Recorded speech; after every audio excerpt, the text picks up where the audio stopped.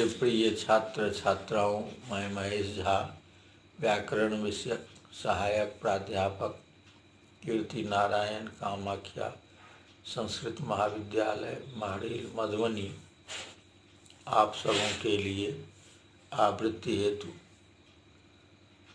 परम लघु मंजूषा ग्रंथस्थ धात्वर्थ निरूपण प्रकरण में धात्वर्थ क्रिया का शेष अंश प्रस्तुत कर रहा हूँ। इच्छते ऋच्छानुकूलम ज्ञानम अर्थः अतीतानागतयोरपि बुद्ध्युपारोहात् फलशालित्वम् पतिर्गमीवत् सकर्मकः नरकं पतित इत्यादि प्रयोगात् विभागजन्य संयोग मात्र परत्वे अकर्मक इति।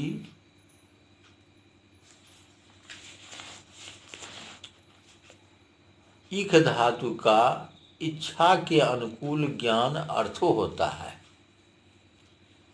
अब यहाँ शंका होती है कि कर्म से लक्षण में फलशालित्व भी निविष्ट है। भूत भविष्य पदार्थ की इच्छा में फल होने नहीं पाता, तो इस धातु के योग में कर्म संज्ञा नहीं होगी। इसके उत्तर में ऐसा कहा जाता है कि भूत भविष्य पदार्थ को भी अपनी बुद्धि के द्वारा समझ लेने पर फल मालूम पड़ने लगता है, तो फलशालित्व है ही।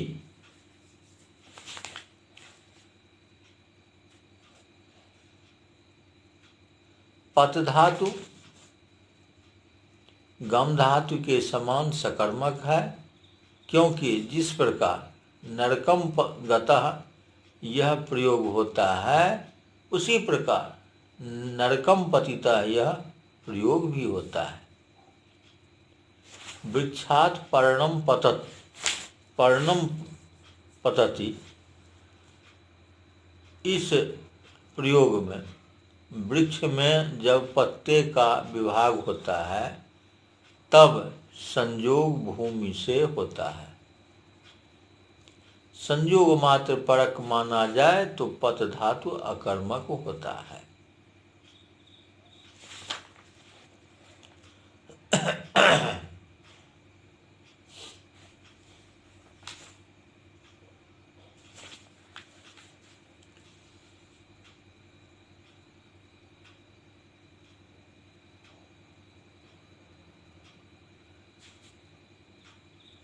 किंच कर्मस्थ भावकत्वाभावात् कर्म कर्तरि यागाद्यनापत्ति कृतिरित्यादो धातूनां अनेकार्थत्वात् यत्नमात्रं वृत्तिः यद्वा यत्नकृति शब्दयोरपि व्यापार सामान्यवाचितैव अतएव स्थालिस्थे यत्ने पचिना कथ्यमाने स्थाली पचति इति कारके इति सूत्रे भाष्ये उक्तम।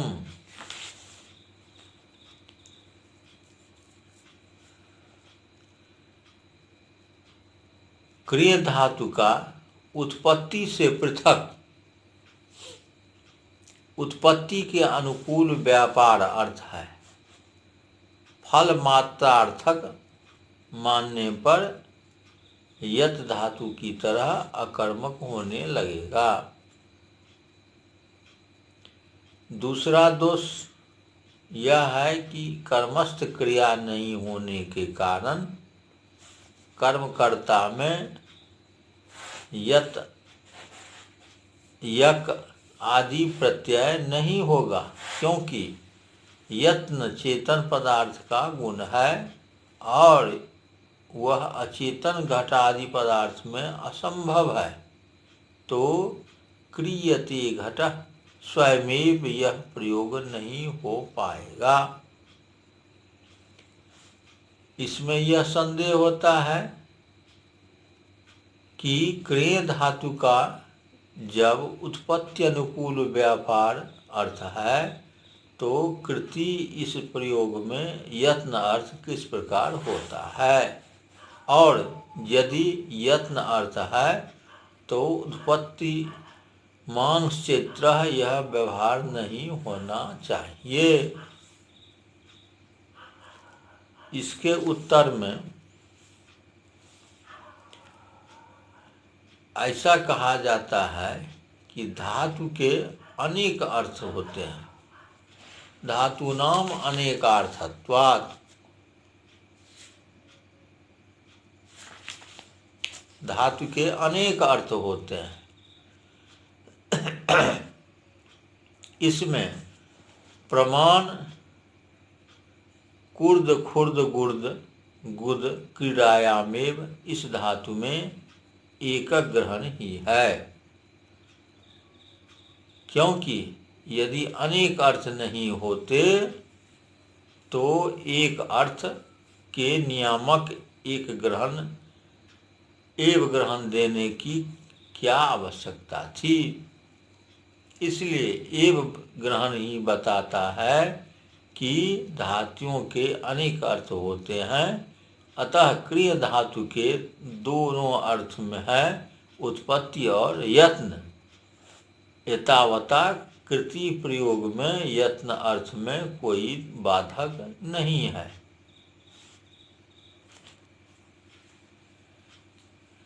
अब इसमें क्रिया का यह अब इसमें किसी अन्य का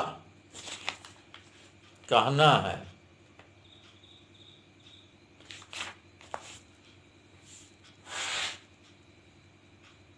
अनेकार्थ मानकर उत्पत्ति अनुकूल व्यापार की उत्पत्ति अनुकूल व्यापार जो अर्थ वह गौण अर्थ है और यत्न जो अर्थ वही मुख्य है, ऐसी दलील पेश करने में पक्षांतर दिया गया है यद्वा ग्रंथ से। अर्थात यत्न शब्द और कृति शब्द के दोनों ही व्यापार सामान्यवाची है, न कि एक गौण अर्थ है और एक मुख्य। इसलिए व्यापार सामान्यवाची होने ही के कारण पच धातु के द्वारा स्थाली में यत्न मान लेने पर स्थाली पचति यह भी प्रयोग होता है। यह कार के इस सूत्र के भाष्य में स्पष्ट रूप में कहा गया है।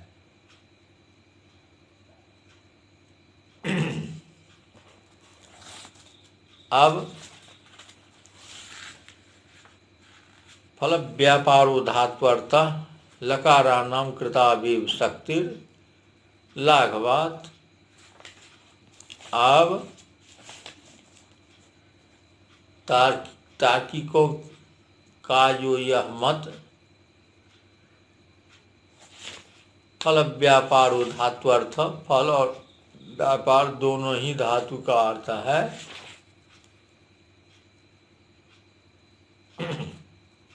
लकाराणाम कृताविव शक्ति लाघवात। लकारों का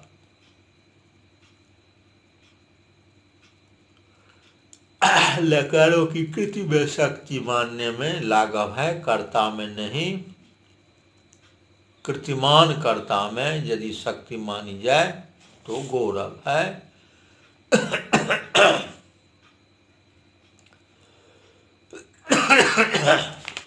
यह जो तार्किकों का मत है उसकी जानकारी प्रस्तुत की जाती है। यत्तु तार्किका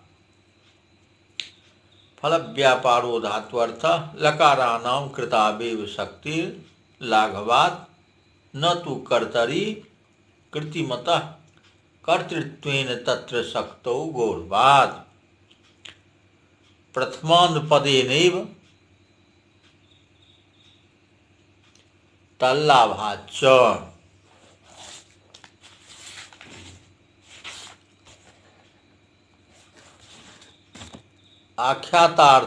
आख्यातार्थे धात्वर्थो विशेषणम प्रकृत्यर्थ प्रत्ययार्थयोः सहार्थत्वे प्रत्यार्थस्यैव प्राधान्यात् प्रथमान्तार्थे आख्यातार्थो विशेषणम अनुकूलत्वम आश्रयत्वं च संसर्गः तथा च चैत्रः पचति इत्यादो विक्लित्यनुकूल व्यापारानुकूल कृतिमांग चैत्रः इति बोधः रथो गच्छति इत्यादो रथस्याचेतनत्वात् यत्नशून्यत्वेन व्यापारे आश्रयत्वे वा आख्यातस्य लक्षणेत्याहुः। तार्किकों ने यह जो कहा है कि फल और व्यापार दोनों ही धातु का अर्थ है, क्योंकि लकारों की कृति में शक्ति मानने में लाघव है, कर्ता में नहीं। इसलिए कृतिमान कर्ता में यदि शक्ति मानी जाए तो गौरव है, क्योंकि कृति का आश्रय ही करता है, आख्यातार्थ ही करता है, तो अनेक कृति के अनंतवाच्य मानने में गौरव है। और कर्ता तो प्रथमांत पद से ही लब्ध हो जाता है। आख्यातार्थ में धात्वर्थ फल व्यापार विशेषण हुआ करता है, क्योंकि प्रकृत्यर्थ प्रत्ययार्थ ही की प्रधानता मानी जाती है। प्रथमांतार्थ में आख्यार्थ तिङन्त विशेषण है। अनुकूलत्व और आश्रयत्व दोनों संसर्ग यानी संबंध हैं। इसलिए चैत्रः पचति इस स्थल में विक्लित्ति अर्थात फुदफुदाना के अनुकूल जो व्यापार, उस व्यापार के अनुकूल यत्न वाला चैत्र है, यह बोध होता है।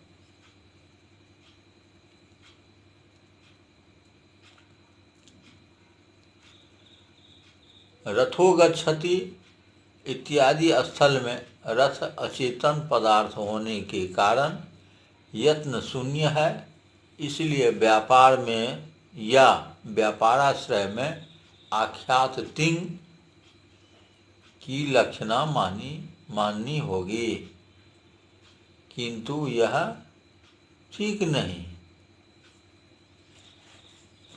युष्मदस्मद तन्न युष्मदस्मदोर लकारेण समानाधिकरण्याभावात् पुरुष व्यवस्था नापत्तेः पचन्तं चैत्रं पश्य पचते देवदत्ताय देहीत्यादौ सत्रिसानजादीनामपि तिवादिबलादेशाभिषेकण तेभ्यः कृतिमात्रबोधापत्तेश्च न चेष्टापत्तिः आश्रयाश्रयी भावेन कर्मणि संप्रदाने च कर्तेरन्वयात् इति वाच्यं नामार्थयोरवेदान्वयो व्युत्पन्न इति व्युत्पत्ति भंगापत्तेश्च। अब युष्मद अस्मद का लकार के साथ समानाधिकरण अर्थात अन्वय संभव नहीं है, इसलिए प्रथम पुरुष या मध्यम पुरुष है या उत्तम पुरुष है, इसकी व्यवस्था नहीं होने पाएगी। तथा पचंतम चैत्रम पश्य पचते देवदत्ताय स्थाली में सानच आदि प्रत्ययों से भी यत्न मात्र का बोध होने लगेगा। इस पर तार्किकों का कहना है कि यदि इसे इष्टापत्ति मान लें तो क्या क्षति है, क्योंकि आश्रयाश्रयी भाव मानकर कर्म में तथा संप्रदान में कृति का यत्न का अन्वय निर्बाध है। पर यह ठीक नहीं, क्योंकि नामार्थ नामार्थ का अन्वय अव्युत्पन्न है, यह व्युत्पत्ति भग्न हो जाएगी। अब तार्किकों ने अब पुनः यह युक्ति दिखाई है कि फल के साथ साथ यदि गौरव ही तो दोष के लिए नहीं होता है। इस न्याय का क्षत्रिय आदि प्रत्ययों की कर्ता में शक्ति मानने और तिवारी के कृति यत्न ही में शक्ति मान लेने पर कोई आपत्ति नहीं,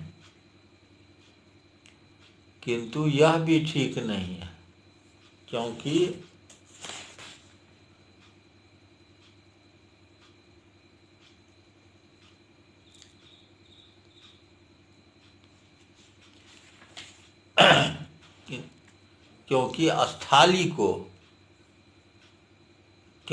स्थानी को ही वाचक मानने में लाघव है।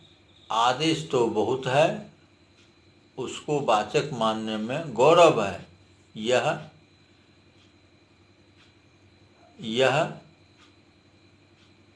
तार्किकों का मत है। तो टिप आदि प्रत्यय तथा क्षत्रिय आदि प्रत्यय स्थानी का स्मारक है, इसलिए लिपि स्थानीय है। अर्थात जिस प्रकार अक्षर लिपि अक्षरवाचक नहीं है, किंतु लिपि से स्मर्यमान आकार आदि अक्षरवाचक है, उसी प्रकार आदेशवाचक नहीं है, किंतु उससे स्मारित स्थानीय ही वाचक है।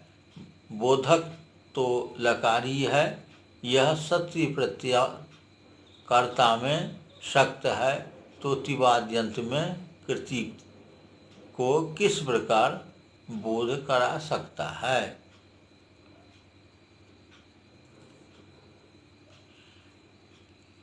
यदि यह कहा जाए कि अनेकार्थ मानकर बोध करा सकता है, तो सभी जगहों में अनेकार्थ मानना अन्याय है।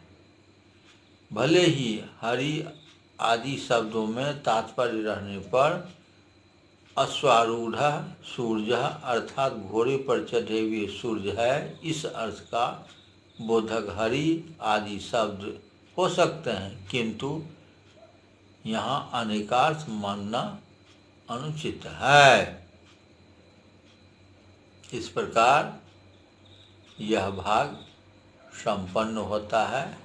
धन्यवाद।